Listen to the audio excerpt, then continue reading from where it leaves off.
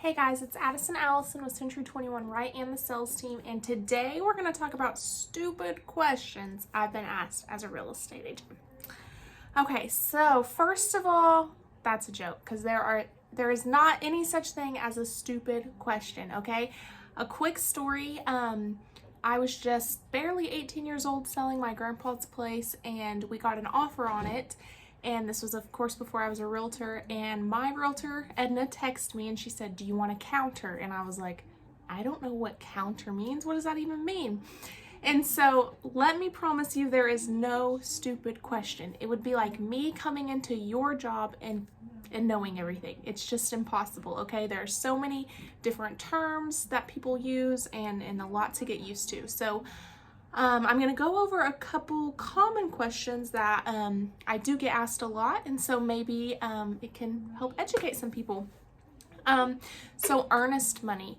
Earnest money is something that a lot of people aren't familiar with.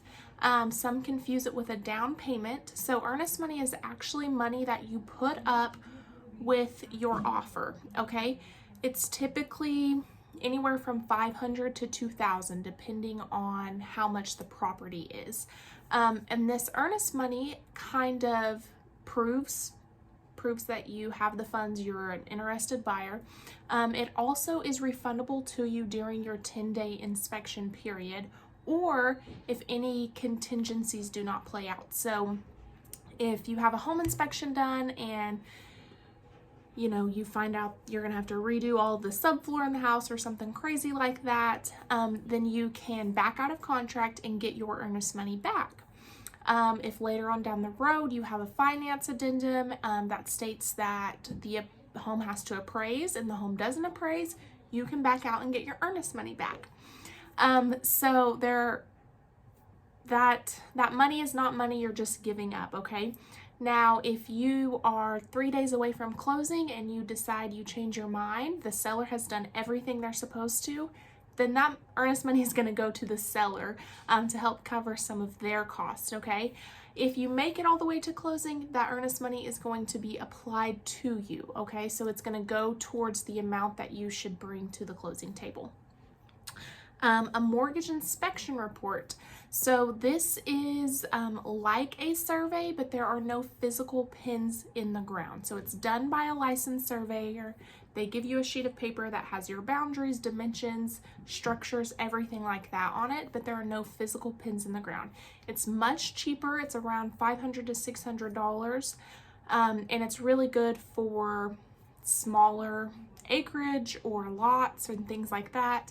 And a lot of lenders do require them. And who pays the realtor? How are you getting paid for helping us? So I was asked this by a buyer. So the buyer does not necessarily pay anything to the realtor. The buyer pays the seller, and the seller pays their realtor, and then their realtor pays the buyer's realtor. Okay, so it all gets taken care of. Everything comes out of proceeds at closing. So if the home does not close, neither the seller or the buyer owe their realtor anything, okay? And another important thing is a lot of times sellers can, of course, they have closing costs as well, and those are paid at closing. So there's nothing out of pocket. They don't have to pay anything until they make their money from their sale. From their proceeds, okay? And a lot of times, even if the seller needs things repaired, the buyer needs things repaired, requests things to be done, the seller can actually get most of those taken care of at closing too, so they're not having to pay any of that until the home actually closes, which is really beneficial. So those are just some questions that I get asked pretty regularly. If you have any other questions, please do not hesitate to reach out. Like I said, there's no such thing as a dumb question. There's no way for you to know any of these things unless you've already been through it. And so if you haven't, it's free range. Ask me everything. And thank you guys so much for watching. Bye.